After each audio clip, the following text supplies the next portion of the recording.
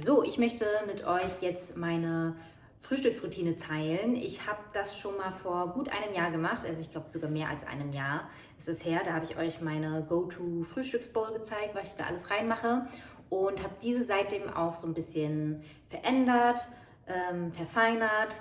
Ich habe zum Beispiel ja auch gefragt, was ihr immer in eure Bowl reinmacht und da haben einige geschrieben Mandelmus und Erdnussbutter und so weiter und das habe ich auch in meine Bowl integriert und ja.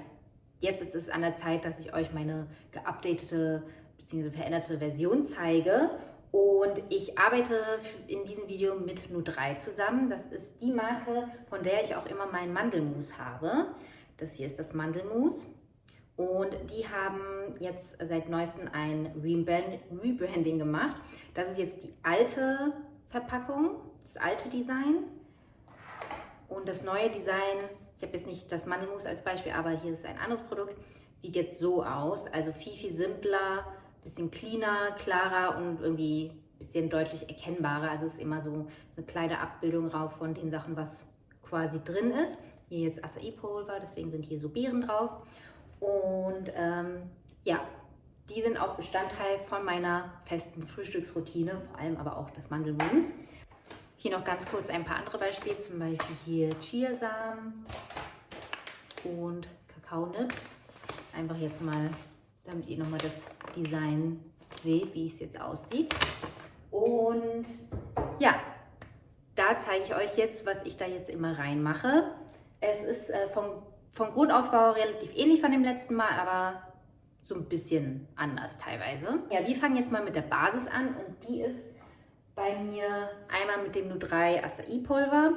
Dann nochmal ein paar Worte, also das muss ich jetzt nicht unbedingt sagen, aber ich finde das irgendwie eigentlich ganz wichtig. Das ist jetzt so Puder wollte ich schon sagen, wie Powder, Acai-Pulver.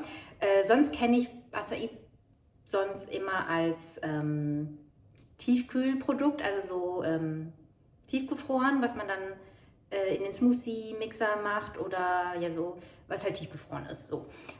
Und ich finde, dass es erstens aufwendiger ist vom Zubereiten und es geht meiner Meinung nach viel, viel schneller leer. Und dann wiegt sich das irgendwie, finde ich, preislich irgendwie nicht auf. Deswegen finde ich persönlich Pulver auch viel besser und praktischer, weil man das super einfach dosieren kann. Man kann es super gut lagern und ehrlich gesagt hält es voll lange. Also ich benutze relativ viel davon jeden Tag und es hält sich schon relativ lange. Wie viel ist jetzt da jetzt noch drin? Also es ist viel drin dafür, dass ich das schon ein paar, ich glaube so vielleicht 2 Monate auf habe. Also ja, das auch nochmal als Nebeninformation. Aber ja, zurück zur Base, was ich eigentlich machen will. Acai-Pulver mische ich persönlich am liebsten mit Sojajoghurt, weil ich dann die Konsistenz am liebsten mag und ja, Sojajoghurt meine Lieblingsbasis ist sozusagen. Also fangen wir damit mal an.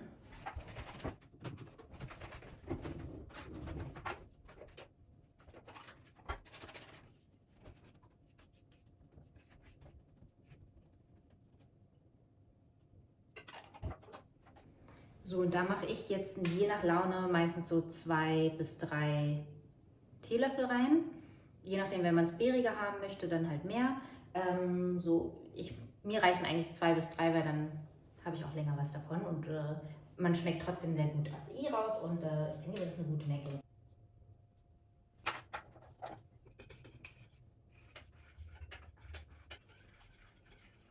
So, und schon ist die Basis fertig. Ich finde das Lila immer so super schön und ansprechend. Und dann kommen die allen möglichen anderen Toppings rein und ich glaube, da mache ich jetzt so eine kleine Montage. Ich will das so ein bisschen aufbauen auf den Teller gerichtet. Hoffentlich kriege ich es auch hin. Aber ja, dann kommen die nächsten Steps dann auf die Weise.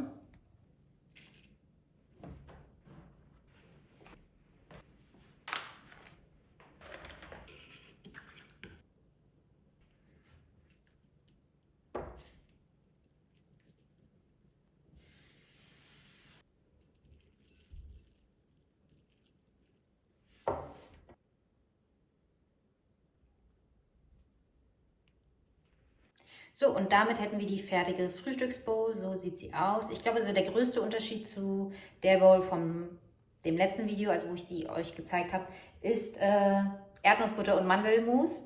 Und dass ich jetzt Acai-Pulver und Joghurt statt irgendwie Haferkleie und Haferflocken und so weiter als Basis habe. Und ja, immer wenn Daisy zu Besuch ist und ich ihr diese Bowl mache, schwärmt sie davon, wie lecker die ist. Also ja, scheint auf jeden Fall eine gute Kombination zu sein. Und ja, ich finde es auch so lecker, dass ich es auch jeden Tag essen kann.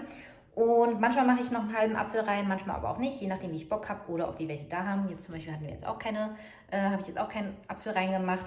Aber gut, ja, das ist jedenfalls meine aktuelle Frühstücksroutine. Und weil ich ja mit Nu3 zusammenarbeite, gibt es für euch auch einen Rabattcode. Und den blende ich euch am besten auf jeden Fall nochmal hier im Bildschirm ein oder auch in der Infobox. Es sind nämlich je nachdem, ob man in Deutschland, Schweiz oder Österreich wohnt, ist ja so ein bisschen anders. Ich glaube Nisi 20, Nisi 20 AT und Nisi 20 CH für 20% Rabatt auf das Nu3 Sortiment im Onlineshop. Und ja, das war meine Frühstücksroutine. Und ja, wenn ihr noch irgendwelche Neuentdeckungen habt zum Thema Frühstücksbowl, irgendwelche coolen Toppings, die ich vielleicht noch unbedingt ausprobieren sollte, dann schreibt mir das auch wieder gerne in den Kommentaren, weil das gucke ich mir auf jeden Fall an. Und wie ihr seht, übernehme ich davon auch einiges. Und ja, ich hoffe, das war interessant für euch und dann geht es jetzt weiter mit dem Vlog.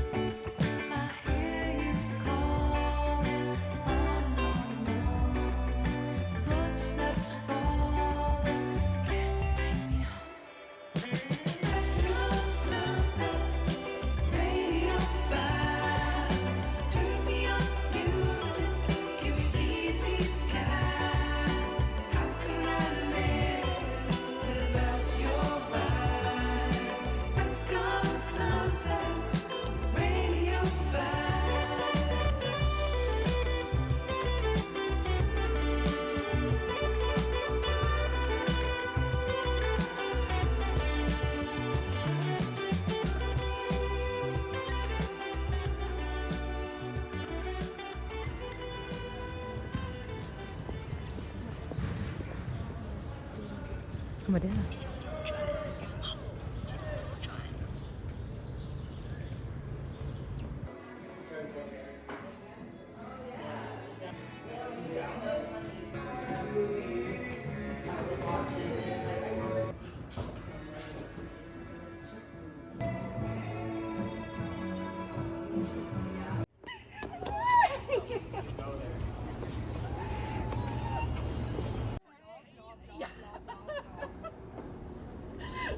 Doch richtig krass.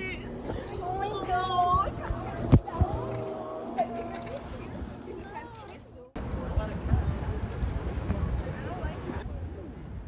Oder wir können da.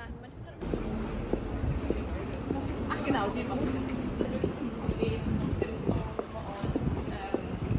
Eigentlich alles, was du hier siehst, das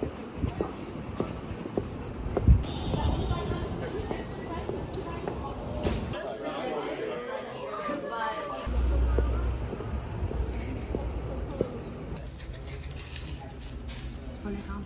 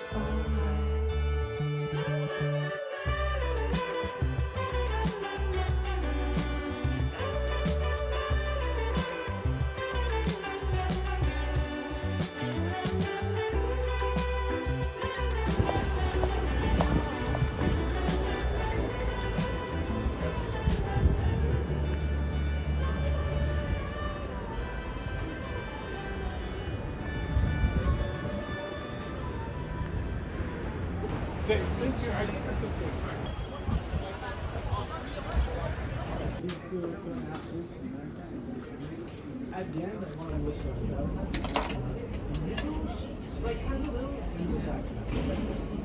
Mit so einem Hund. Also allein die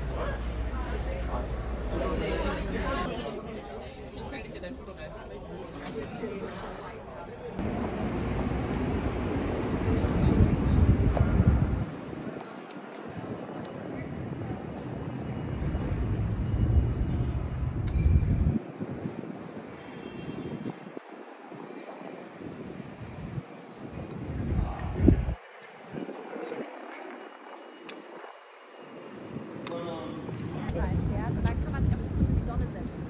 Wollen wir da noch kurz vorbeigehen?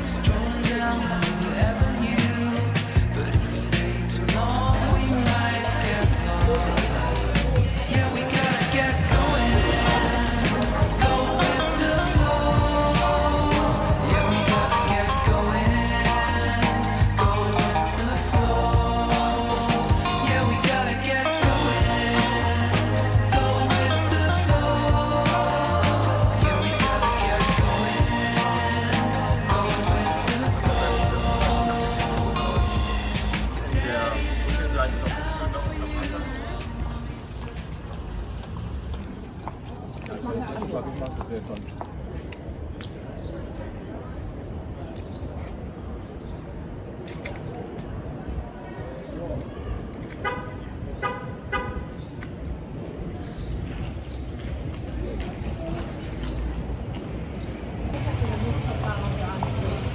Wie viel das Stock? So 50 $. 63.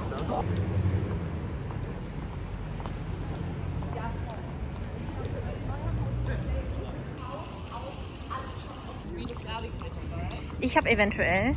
Guck gleich.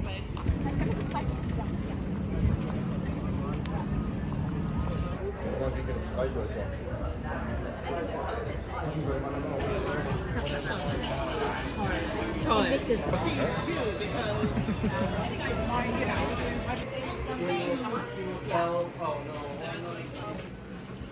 Jetzt muss jetzt zweimal Glas, ja.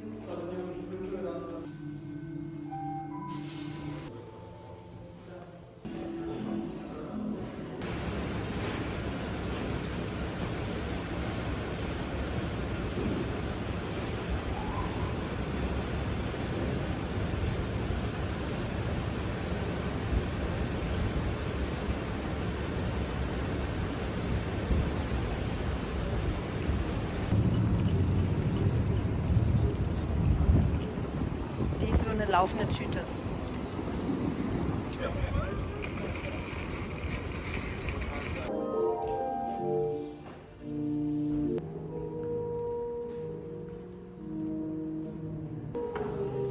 Ich weiß nur nicht, ob es die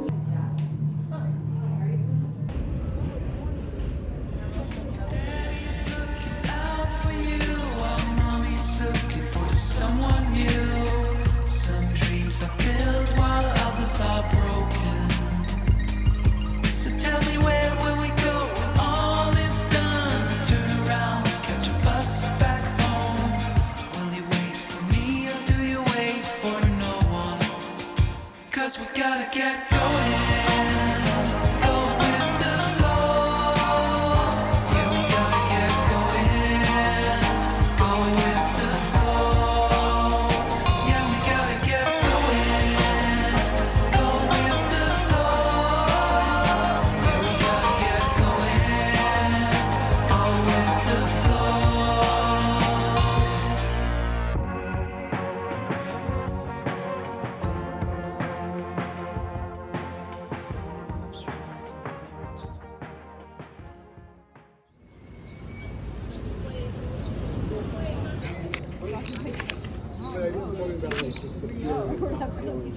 Like if I stole.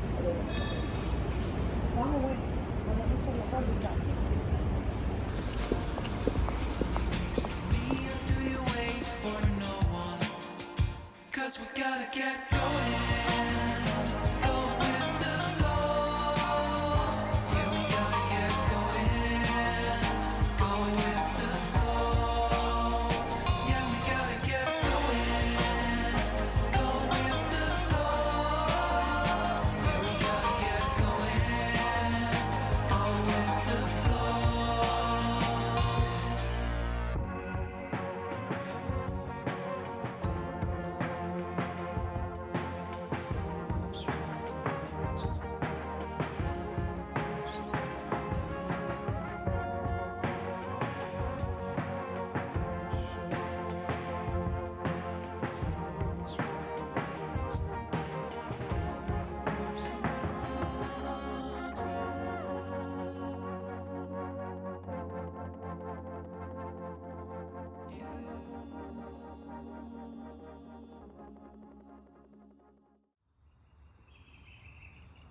Hat sich auch eben gefragt, was das für ein Geräusch ist.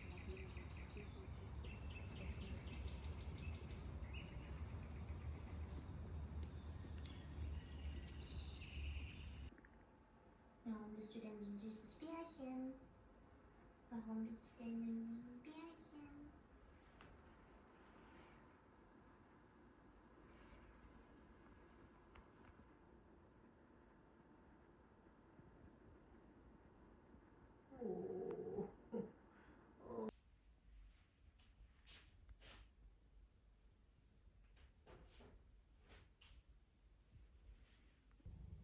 So, wir sind zurück aus New York. Ich hoffe, der Ton ist okay, weil ich habe meine Kopfhörer nicht aufgeladen. Jedenfalls wollte ich mit euch einen New York City Haul machen. Also euch die Sachen zeigen, die ich in New York gekauft habe. Das sind so Fashion-Sachen, Souvenirsachen und Snacks und ja, alles Food-related. Und ja, Hauls macht man heutzutage nicht mehr so viel, aber ich finde die trotzdem irgendwie ganz schön zu gucken manchmal und die machen auch Spaß ja, zu filmen. Also fangen wir mal an und zwar beginnen wir mit den ganzen Modesachen. Als allererstes hier den Pullover, den ich gerade auch schon anhab. Strand, New York City, das ist von dem Buchladen, den ältesten, ist es der älteste Buchladen in New York? Ich glaube ja, und der ist auch sehr, sehr groß und hat ganz, ganz viel Auswahl, auch so First Editions und auch Vintage Books und ja, ein cooler Buchladen. Wo wir da waren, hatten die, ich weiß nicht, ob es so eine temporäre Aktion war, aber irgendwie Blind Date with a Book. Das heißt, die haben die ganzen Cover verpackt, also so ja, umhüllt von den Büchern und dann mit so einer Illustration nur so eine kleine Idee gegeben, worüber das Buch ist, sodass man sozusagen ja, blind ein Buch kauft, einfach nur auf Basis des Inhalts. War irgendwie ganz cute. Naja, da habe ich jedenfalls diesen Pullover hier gekauft von Strand in Large. Ich kann mal ein bisschen aufstehen. Und der ist einfach super gut geschnitten für so einen Pullover. Also manche sind halt so und so geschnitten, ne? Aber der hier ist perfekt. Und so auch für meine Größe. Ich trage ja normalerweise quasi extra small, small. Und Large ist dann für mich perfekt vom Fit her. Ich mag auch, dass es hier so relativ locker ist. Und ja, den Pullover hat sich Anais, die in New York lebt, auch geholt. Und den hat Daisy bei ihr an einem Tag ausgeliehen. Und da dachte ich schon so, oh mein Gott, der ist richtig, richtig cute. Und ja, dann waren wir in dem Buchladen und dann habe ich den auch mitgenommen. Und wir machen thematisch gleich weiter mit so Merch-Sachen. Und an dieser Stelle kurz, mich hat nämlich auf Instagram jemand gefragt, was ist so das beste Souvenir aus New York, was man mitbringen könnte. Und ich finde tatsächlich Merch. Also viele Delis, Shops oder kleine Läden bieten so Merchandise an, also Pullover, T-Shirts, Caps oder so. Und ich finde, das ist ein ganz cutes Mitbringsel. Sorry, die Anglizismen.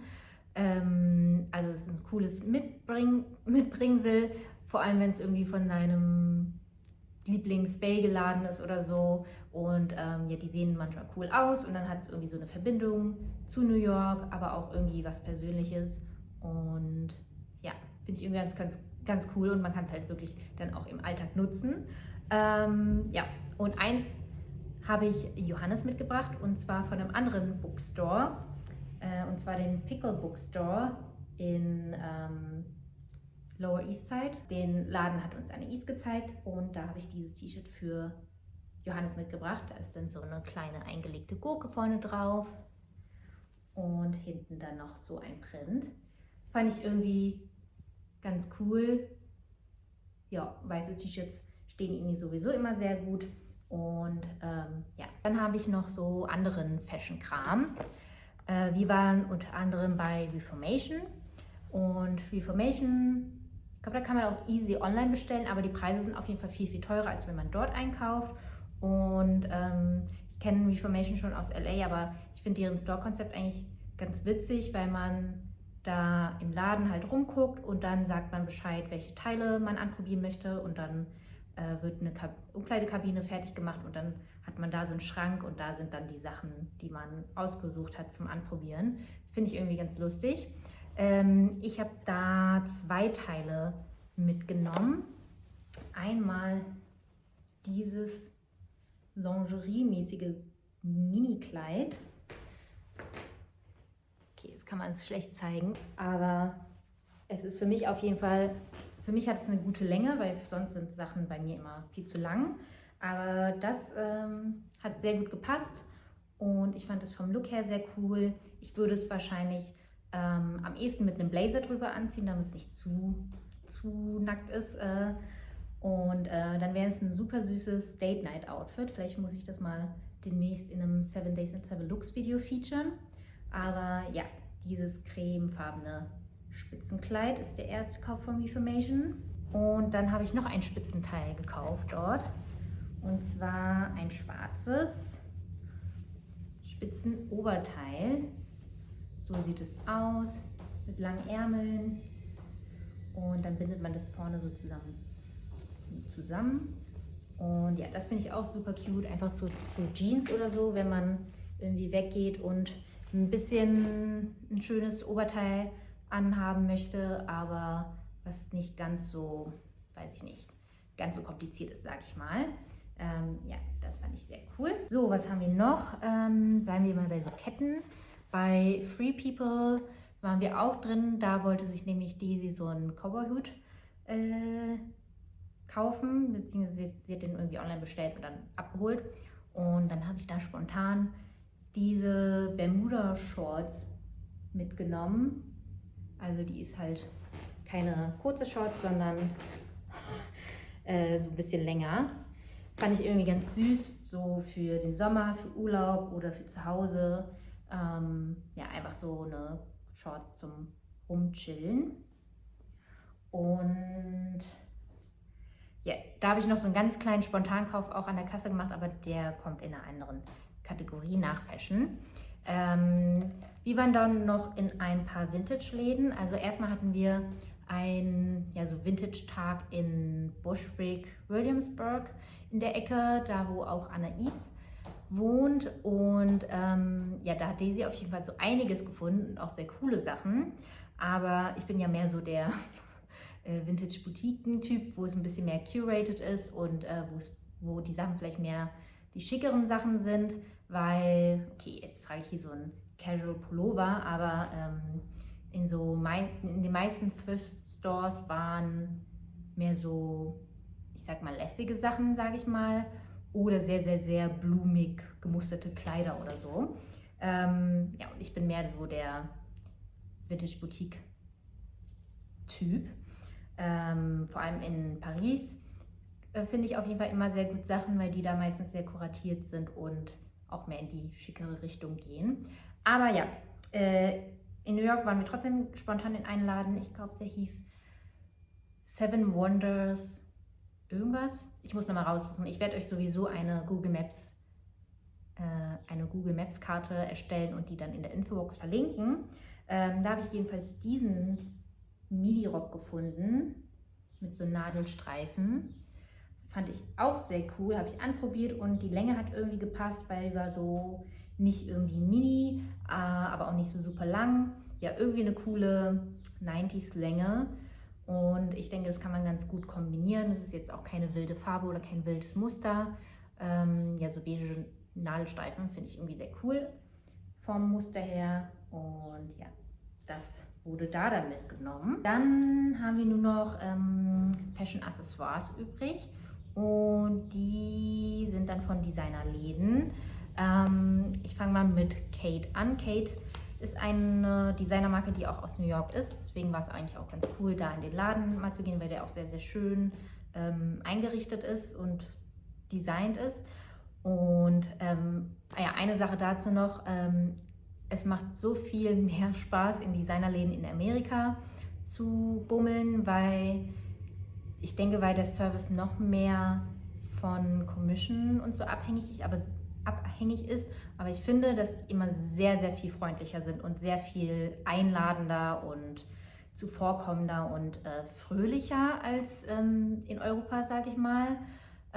Also ja, es macht einfach viel mehr Spaß und es ist eine viel angenehmere Erfahrung, muss ich sagen. Und auch bei Kate hatten wir einen super tollen Verkäufer, der uns immer die Größen gebracht hat und ja, das war auf jeden Fall sehr cool. Ich habe bei Kate eine Sonnenbrille mitgenommen und das Etui ist auch sehr, sehr cool. Also deren Sonnenbrillen ist in Kollaboration mit Oliver Peoples. Ich meine, dass es auch eine New Yorker Brand ist. Und ja, das ist das Etui, so schön in knallrot. Und die Sonnenbrille sieht folgendermaßen aus. So. Ja, also fast schon eine ziemlich klassische Pilotenbrille mit ein bisschen einem Twist. Also hier die Kante ist halt komplett gerade. Und ja, irgendwie fände ich die super cool. Ich finde, die steht mir und ich finde, mir stehen nicht alle Sonnenbrillen. Und bei mir ist das Ding, ich habe sehr, sehr viele Brillen, die sehr schwer sind. Also die von Celine und Phoebe Philo sind immer ziemlich schwer und manchmal ist es so ein bisschen anstrengend, weil es drückt dann manchmal auf der Nase oder wenn man irgendwie im Sommer viel schwitzt oder so, dann rutscht es einen auch so ein bisschen von der Nase und da ist dann so eine Sonnenbrille richtig gut, weil die super leicht ist und die merkt man kaum und ja, da bin ich auf jeden Fall sehr, sehr glücklich mit dem Kauf. Das war die Sonnenbrille und dann waren wir noch bei The Row. Jedenfalls bei The Row war ich auf der Suche nach ganz bestimmten Sachen und da mal kurz die Vorgeschichte.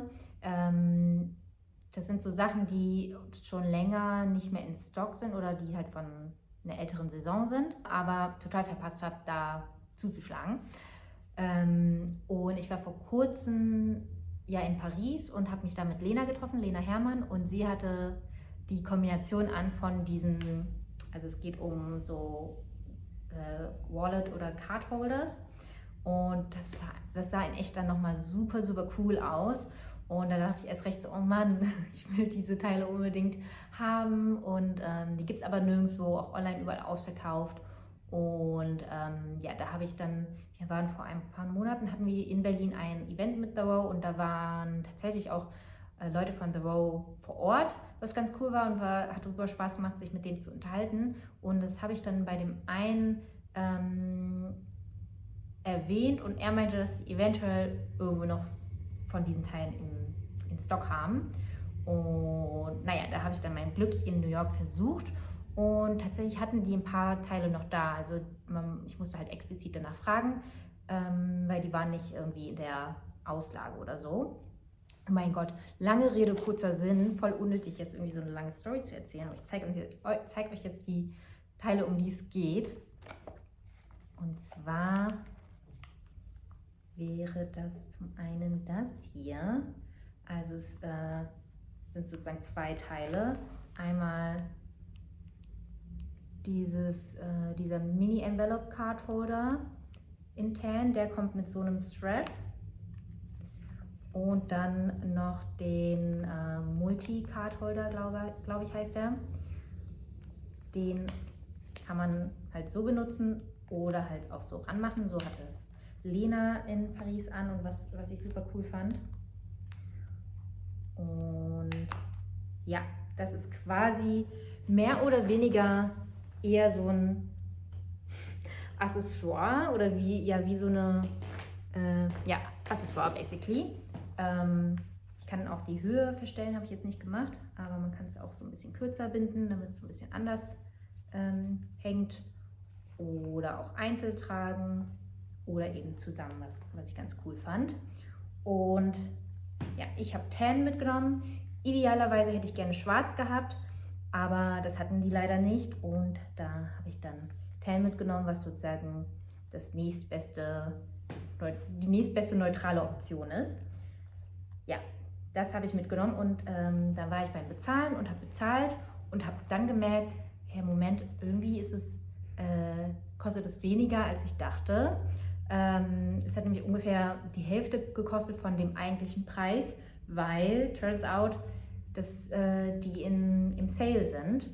Und ja, da dachte ich dann so, oh, ich glaube, dann nutze ich die Chance und nehme noch eins mit, weil sie hat mir die verschiedenen Farben gezeigt, die sie da haben. Und da hat mich nämlich auch eine andere Farbe angesprochen, aber ich bin erstmal den sicheren Weg gegangen mit Tan. Aber dann bei dem Rabatt wurde ich schwach und habe noch das hier in Rot mitgenommen, was auch super süß ist. Also da habe ich dann nur diesen Mini-Envelope mit dem Strap mitgenommen, wollte ich jetzt auch nicht übertreiben. Und ja, jetzt vielleicht nicht zu dem Outfit, aber stellt euch irgendwie so ein super minimalistisches Outfit vor, so ganz in schwarz zum Beispiel oder ja irgendwie so tonal, ganz schlicht und elegant und dann das so drumherum finde ich irgendwie ganz cool, um das Outfit ein bisschen interessanter zu machen. Natürlich hat es auch ein bisschen praktischen Nutzen, also man kann halt hier auch Kreditkarten, was auch immer reinmachen oder Kleingeld. Aber ja, seien wir ehrlich, es ist für mich hauptsächlich aus optischen Gründen her, warum mich das anspricht. Und ja, das waren meine Einkäufe bei The Row. Also ja, bisschen wirkt irgendwie exzessiv, irgendwie gleich irgendwie mehrere Farben davon zu holen, vor allem wenn ich eigentlich das Schwarze wollte und noch eigentlich gerne hätte. Aber ja, wie gesagt, es war quasi, ich glaube, 50% reduziert und ja, da konnte ich nicht Nein sagen. Vor allem, weil die so schwer zu bekommen sind. Ja, das waren alle Fashion-Sachen. Und dann hatten wir noch ein kleines Highlight und zwar meinte ich zu Daisy, lass unbedingt zu Whole Foods und irgendwie so richtig schön durch alle Regale stöbern und einfach mitnehmen, was uns anspricht. Quasi das als so ja, Shopping-Highlight, weil uns immer so Snacks und Essenssachen interessieren, weil wir, ja, es ist einfach in unserem Interessenfeld und irgendwie war das auch ganz schön, so natürlich sehr privilegiert, aber umso schöner, wenn man zum Beispiel früher mehr auf Geld gucken musste, aber jetzt in einem Punkt ist, wo man im Supermarkt rumgucken kann und das mitnehmen kann, was man interessant findet oder was einen anspricht. Ich weiß auch nicht, irgendwie war das eine schöne Erfahrung und es hat einfach Spaß gemacht und ich finde, amerikanische Supermärkte haben auch einfach nochmal so einen anderen Charme, sage ich mal. Da gibt es einfach irgendwie teilweise crazy Sachen. Und ja, da haben wir dann einen Whole Foods Einkauf gemacht. Also man könnte auch zu Trader Joe's gehen oder so, aber wir waren jetzt bei Whole Foods. Ich hatte da auch eine bestimmte Sache auf meiner Liste, die ich Johannes explizit mitbringen sollte. Und zwar sind es diese Brezeln. Johannes liebt Brezeln als Knabberkram und ja, deswegen hat er sich das gewünscht. Sieht auch sehr lecker aus. Also wenn es wie auf dem Bild ist, dann glaube ich, ist es ziemlich nice. Als nächstes haben wir so Jalapeno Crackers. Fand ich irgendwie auch ganz cool. Könnte gut schmecken. Dann bleiben wir bei den herzhaften Sachen erstmal. Einmal, das finden bestimmt nicht alle Leute gut, aber Beef Jerky und zwar Mango Habanero. Fand ich irgendwie eine ganz coole Sorte und ja, Beef Jerky ist so ein bisschen Guilty Pleasure. Esse ich sehr, sehr, sehr, sehr selten, aber irgendwie verbinde ich das auch immer mit USA, weil ich das zum ersten Mal probiert habe 2011 oder so. Ja, 2011, wo ich in San Francisco war und eine von dem Team, mit denen wir da waren, hat irgendwie immer Beef Jerky gesnackt und habe ich auch davon mal probiert und fand es irgendwie mega lecker. Und ja, irgendwie gehört das dann für mich auch so ein bisschen als so Amerika-Souvenir von den Snacksachen dazu. Ja, Mango Habanero, mal gucken, wie das schmeckt. Ich stelle es mir jedenfalls ganz gut vor. Und dann gab es da aber auch eine vegane Alternative und das ist jetzt Maple Bacon. Klingt auch interessant, bin auch gespannt, wie es schmeckt. Sieht auf jeden Fall sehr, sehr juicy aus. Mal schauen. Und dann haben wir hier noch Dark Chocolate and Sea Salt Quinoa Chips. Fand ich auch sehr ansprechend. Ja, sehr gespannt. Wir haben ja nicht so oft Knabbersachen zu Hause und deswegen ist es für mich so ein bisschen Highlight, so Knabbersachen da zu haben. Dann mussten unbedingt Soft-Baked Cookies mit. Da habe ich mich jetzt für die Peanut Butter and Chocolate Chip Variante entschieden, also sehr, sehr klassisch. Aber ich habe fast die Raisin und irgendwas mitgenommen, weil es auch sehr lecker aussah, aber ja.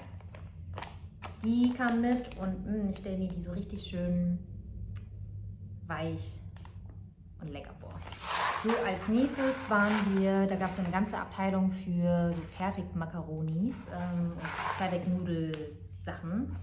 Und da musste ich mich auch erstmal entscheiden, oh mein Gott, welche Sorte nehme ich. Ich habe mich dann für diese Sorte entschieden mit Trüffel. Mal sehen.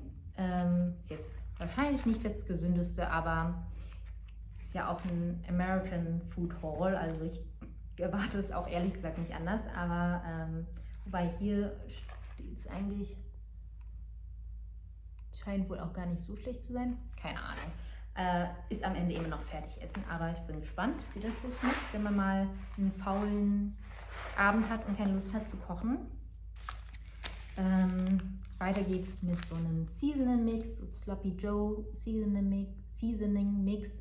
Ich glaube, das kann man bestimmt auch sehr gut mit veganem Hack machen und dann so Sloppy Joe Burgers machen.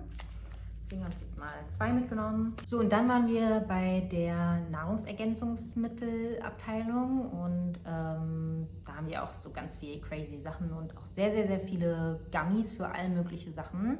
Also Gummies ist da irgendwie ein sehr großer Markt. Und da habe ich einmal diese Packung hier mitgenommen. Wonder Calm Mushroom Gummies, also mit Ashwagandha, Reishi und so weiter. Den Rest kenne ich nicht.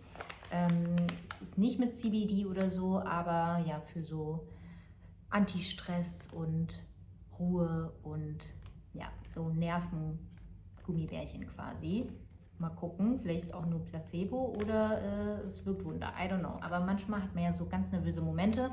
Ich habe vor allem nervöse Momente, bevor ich irgendwie verreise oder so, weil ich dann immer ja, super nervös bin und ich denke immer, ich habe irgendwas Wichtiges vergessen oder keine Ahnung, irgendwas Schlimmes passiert.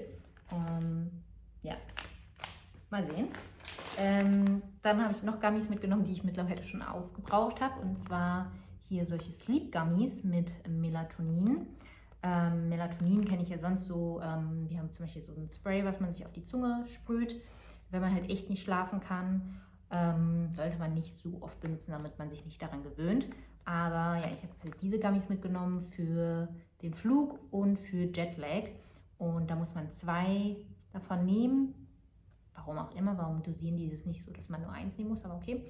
Und ich muss sagen, ich bin echt nach einer halben Stunde sofort eingeschlafen. Ich weiß nicht, ob es jetzt daran liegt oder ob einfach, weil eine halbe Stunde vergangen ist. Aber naja, das war jedenfalls ganz gut. Aber anderes Melatonin würde es, glaube ich, auch tun. Aber so in Gummiform war es dann natürlich ganz praktisch, das dann so dabei zu haben und schmeckt auch besser, muss ich sagen. So, dann haben wir diesen Tee, das ist so ein Chai-Tee und den verbinde ich auch immer mit Anais, weil bevor Anais in New York gewohnt hat, haben wir bei ihr in der Wohnung die Raufasertapete entfernt und also ich habe ihr dabei geholfen und da haben wir dann beim Pausemachen diesen Tee getrunken, der sehr, sehr lecker war.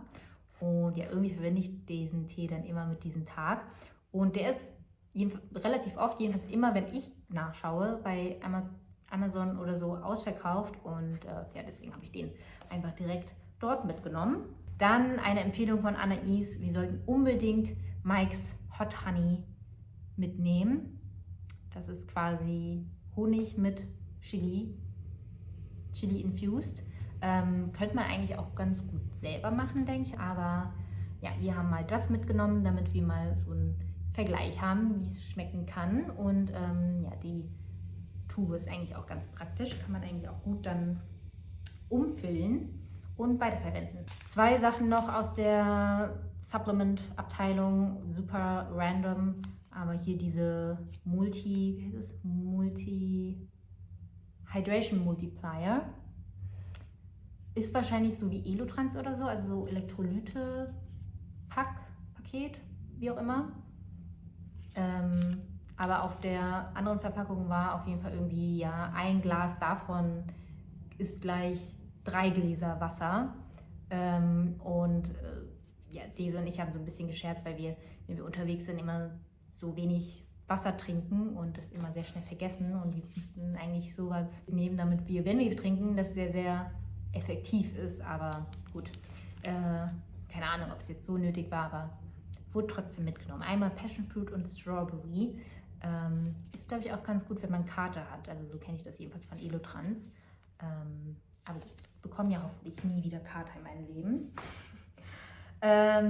So, ich glaube, ich habe alles gezeigt, außer diese letzte Sache, die ich spontan bei Free People mitgenommen habe.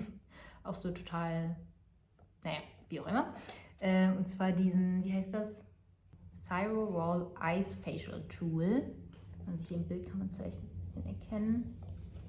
Das füllt man mit Wasser, steckt es ins Gefrierfach und dann ja, hat man so einen Eisblock, schön abgerundet, mit dem man dann so Facials machen kann. Zum Beispiel Skincare raufmachen und dann mit dem Eisblock drüber. Habe ich jetzt bei manchen so gesehen, wobei mir jetzt einfällt, dass es eventuell auch kontrovers ist und manche sagen, dass die Kälte nicht sehr gut für die Haut ist.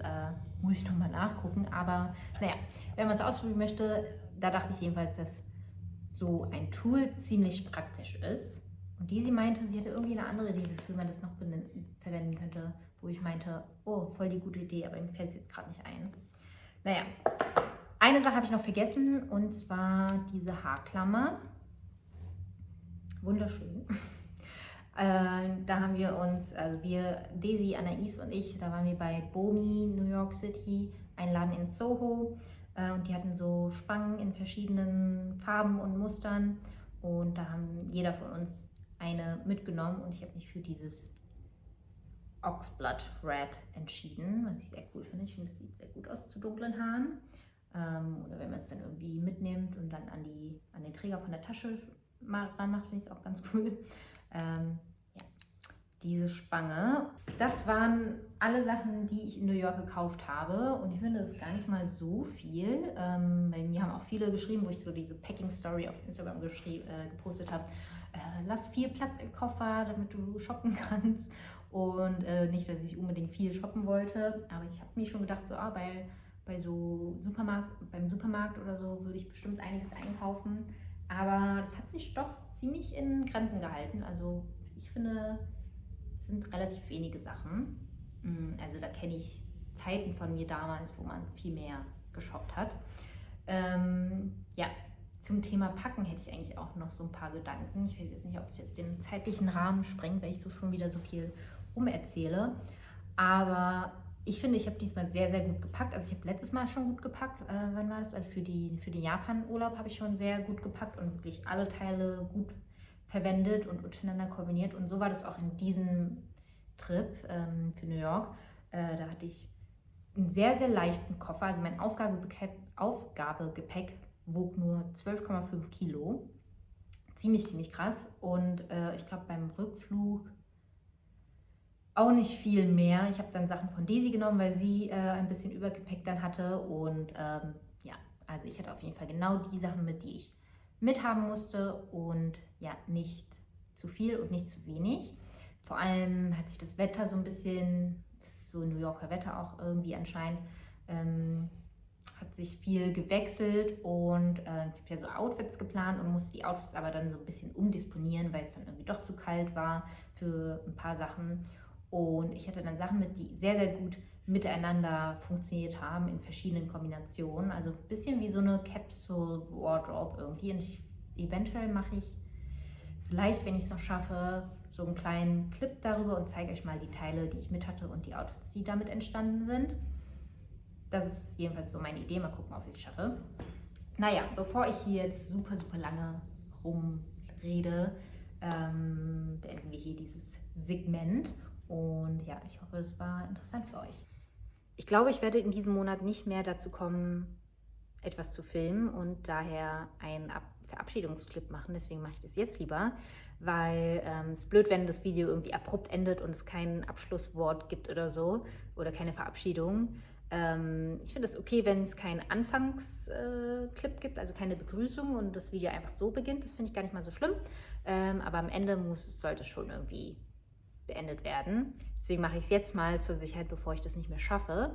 Wir haben eigentlich schon Anfang Mai, weil Daisy und ich waren allein schon bis Anfang Mai in New York, aber so kann ich das irgendwie besser separieren. So, also der April-Vlog ist so der New York-Vlog und dann Mai wird dann andere Inhalte haben. Und ja, auch sonst hoffe ich, dass euch das Video gefallen hat und dann sehen wir uns im nächsten Video wieder und bis dann. Tschüss.